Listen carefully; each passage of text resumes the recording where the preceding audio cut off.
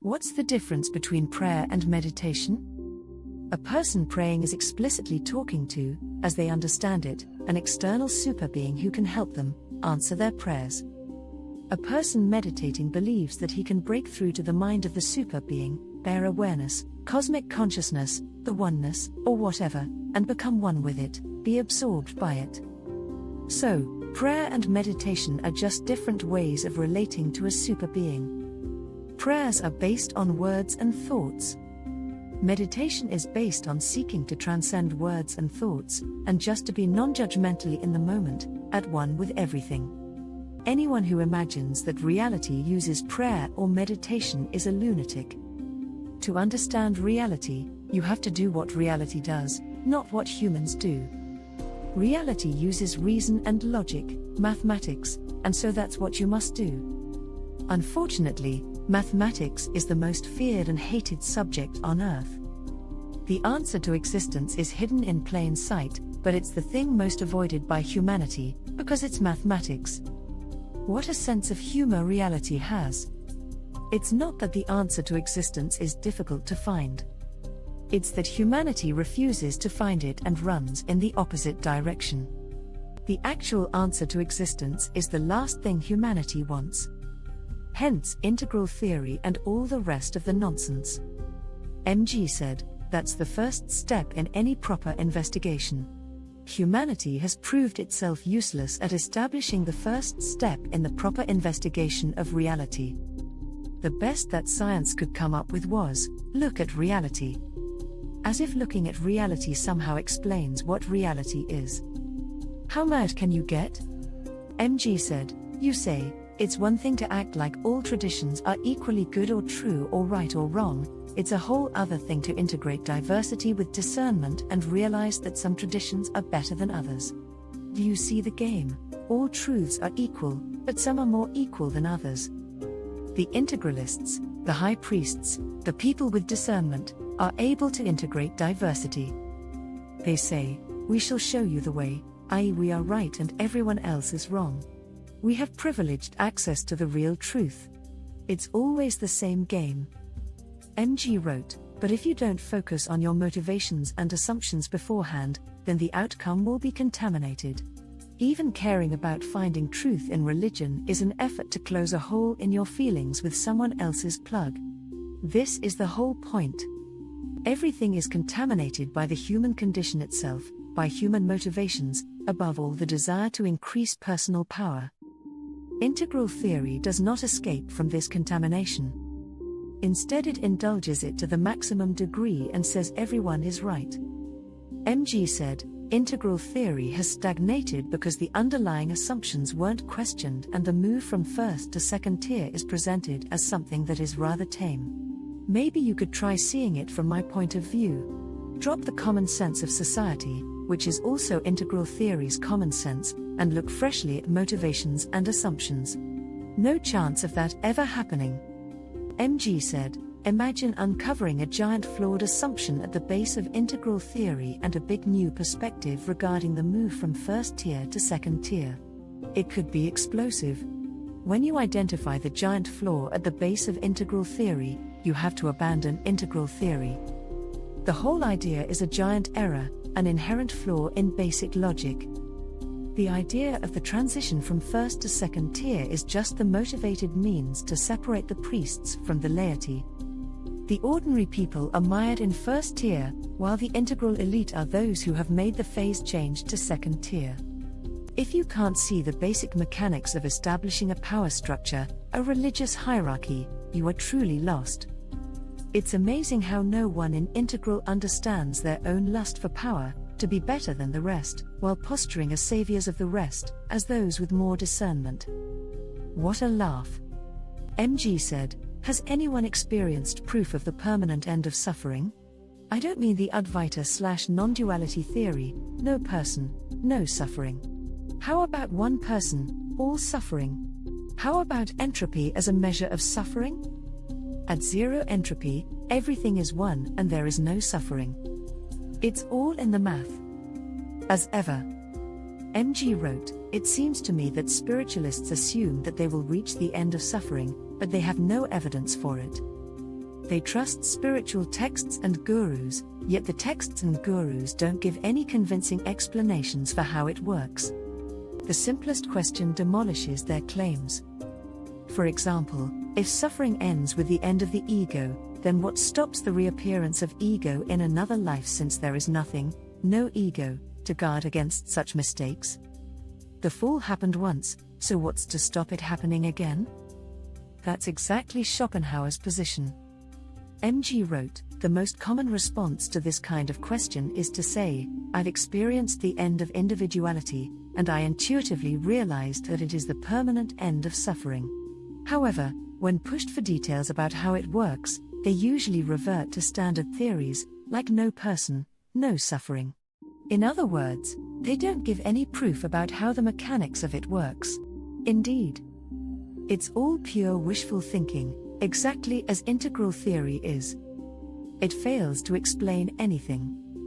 MG wrote, happiness is the implicit meaning of life because everything we do is ultimately for some form of happiness. MG really needs to study Schopenhauer. Schopenhauer said, if every desire were satisfied as soon as it arose, how would men occupy their lives? How would they pass the time? Imagine this race transported to a utopia where everything grows of its own accord and turkeys fly around ready roasted, where lovers find one another without any delay and keep one another without any difficulty. In such a place some men would die of boredom or hang themselves, some would fight and kill one another, and thus they would create for themselves more suffering than nature inflicts on them as it is. It's not happiness that shapes human behavior, it's power. Humanity is all about power, about the will to power. Everything humans do is in the hope of increasing their power. Happiness is a side effect of the search for power going well. Unhappiness is what results from the pursuit going badly. Why is truth sought? Because a true understanding of reality would confer the means to control reality. Even truth is all about power. An integralist said, we transcend and include.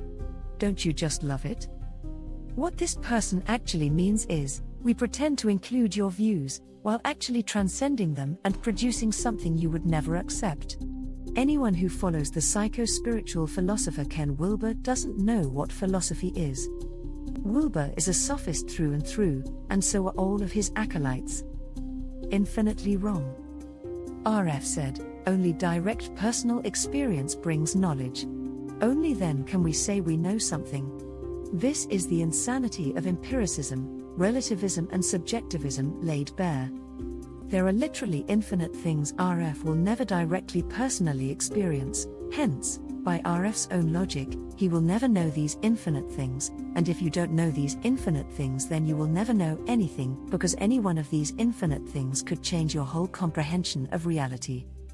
RF, by basing knowledge on subjective experience, will never gain any objective knowledge, which is the only knowledge worth having.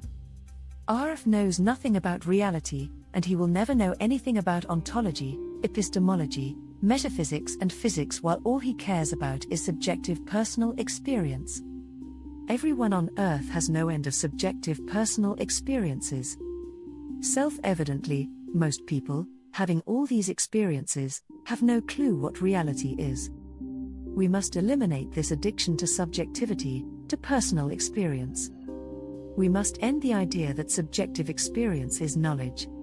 It is in fact anti-knowledge. Jesus.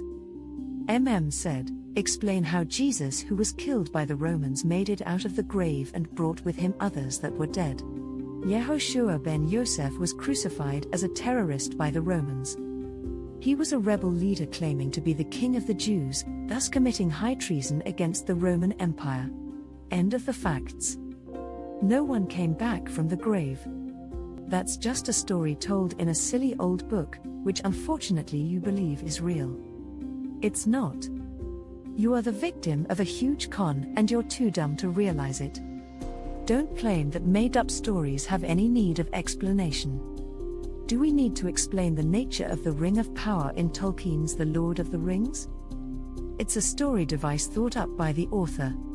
MM is so brainwashed that he treats the brainwashing messages fed to him since childhood as absolute, incontestable facts, when they are just invented human lies serving human agendas. All of Ken Wilber's work is infected by self-serving lies intended to advance his personal belief system. Like all people of faith, he reaches the conclusions exactly compatible with his personal faith. Stories. MG said, but if you assume that invented stories and meanings are necessary, then the outcome of your inquiry will be predetermined by those assumptions, which are based on fear. Of course, the integral everything approach is itself an outcome of Wilber's original unexamined assumption that everybody has a piece of the puzzle. It's a story, a bad one, that everyone has a piece of the puzzle. The stark fact is that almost all of humanity is excluded from the truth. Everyone has their own piece of the lie, all the delusional nonsense subscribed to by humanity. Reason and logic alone can allow us to escape the gibberish and idiocy. MG said, when did Wilber question his assumption that everything is progressing and everyone has a piece of the puzzle? Never. It was the underlying assumption of his whole project, and his motivation was to unify it all. There is no questioning of assumptions or motivations. Exactly right. Wilberites are simply those that liked Wilber's claim that everyone is right. They see this as a love and light doctrine, a means to unite everyone. The feeling of unity is their motivation, not their desire for the truth. Why would anyone assume that the truth is equally accessible to all humans, or that all humans are even interested in the truth? As Nietzsche asked, why not rather untruth? Humans are much more strongly attracted to the powerful lie, and everyone definitely has a piece of that particular puzzle. MG said, I think the jump from first tier to second tier should be more radical. It should involve seeing the first tier beliefs as partly products of an ignorant society. Indeed. The task is not to embrace the ancient thoughts of humanity.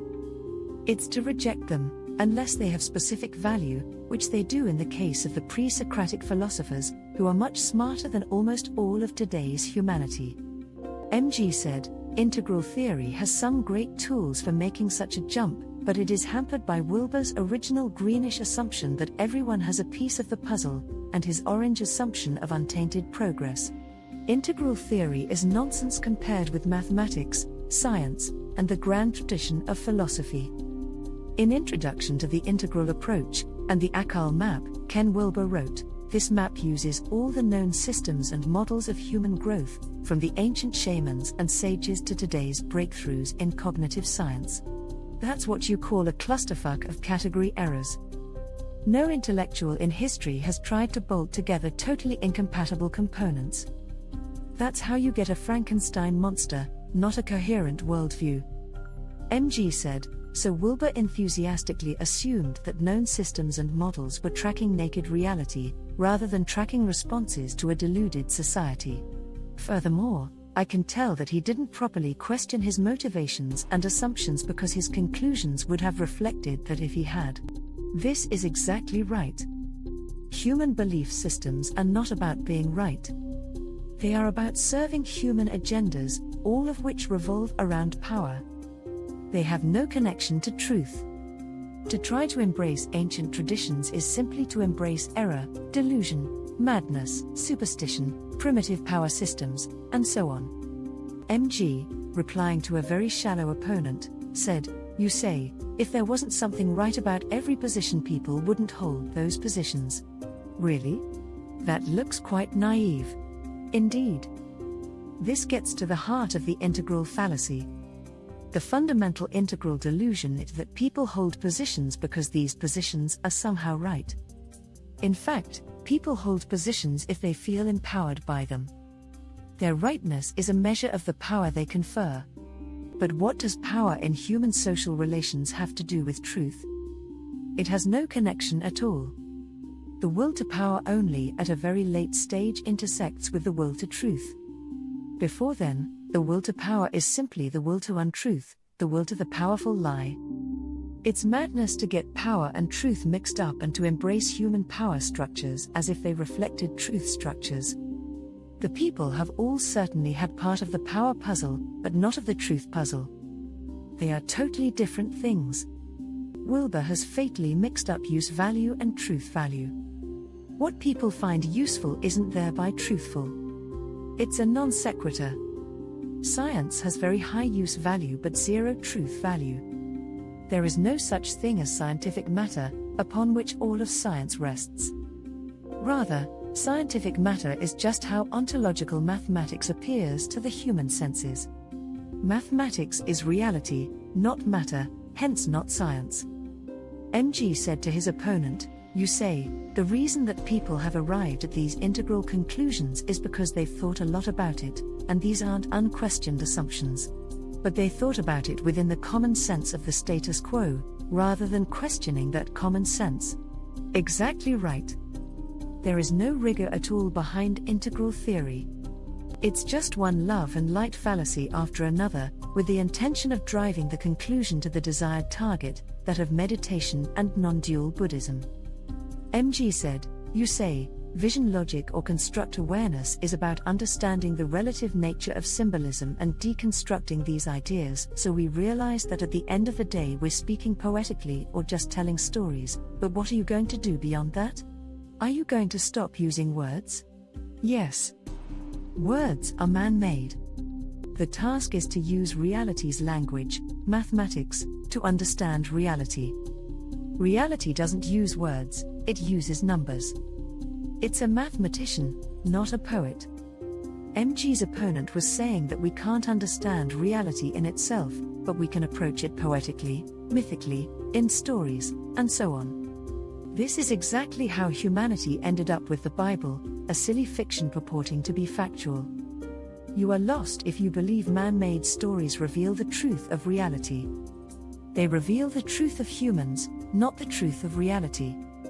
Integral theory makes a fallacious equation between human truth, i.e. self-serving lies promoting a power agenda, and the truth of existence, i.e. the actual truth.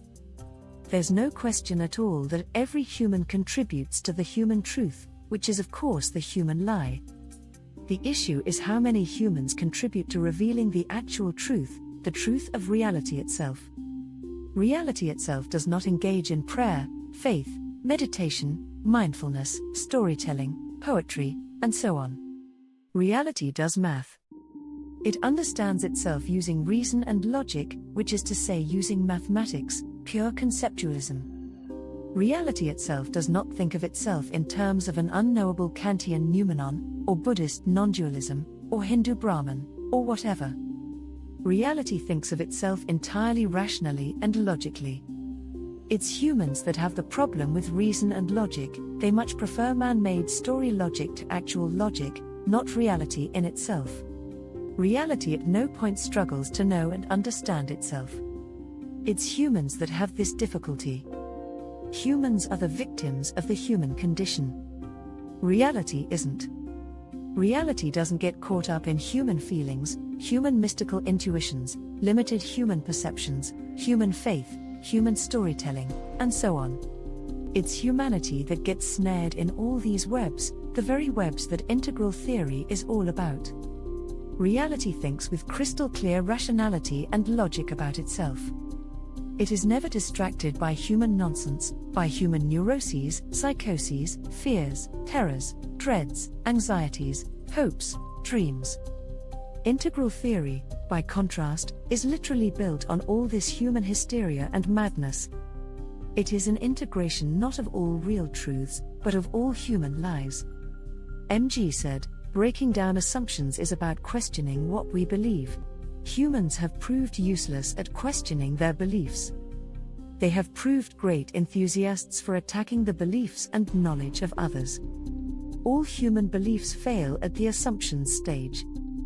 They are wrong from the get-go. The very thing that is assumed to be right is wrong. Integral theory assumes that a system can be constructed, based on human history and human developmental psychology, that the whole of humanity will consent to. You would literally need to have no understanding of human psychology and history at all to believe this is possible. But it's exactly what New Age love and lighters, with their insane drivel about unconditional love, and Eastern mystics, with all their oneness rhetoric, not cast in any kind of rational and logical terms, dream of and aspire to. Never focus on the human condition. Don't fall for humanity's bullshit. Focus on reality itself, on what it is made of and how it understands itself.